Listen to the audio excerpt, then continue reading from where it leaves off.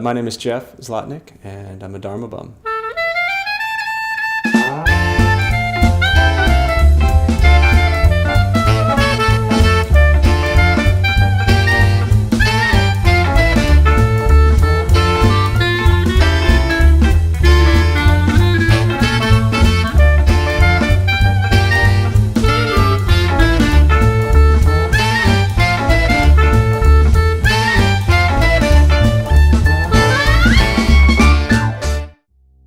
I was born in Chicago, and when I was 4 years old, my family in 1979 moved to San Diego. And then I went to Arizona for college. While I was in college, I was studying to basically get a PhD in clinical psychology. Graduation night, my best friend's dad said, "Do you want to come to Philadelphia and work for me?"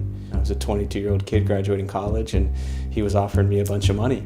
And at that time, I thought that was really cool. So I said, okay. And so I signed up, and I kind of left my original passion and moved off to Philadelphia and started working there for a year.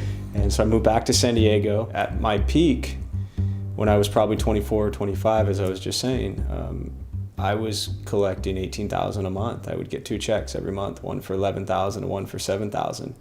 And it was pretty neat. And something just hit me.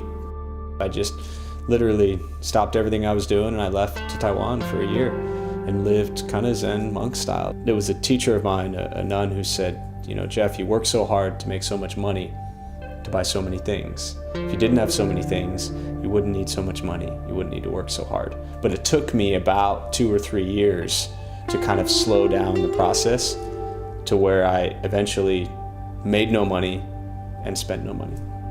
To read all these stories about all these people who had died so peacefully because they knew they had lived their entire life, maybe not their entire life, but they had eventually lived their life exactly how they wanted to live it. And that was very transformative for me. What I did was very extreme, you know, and to me, you know, Shakyamuni Buddha and Siddhartha, the prince, that's my role model. You know, he's my teacher. You know, the way he left as a prince and left the wealthy life for a life of, you know, basically a homeless wandering beggar.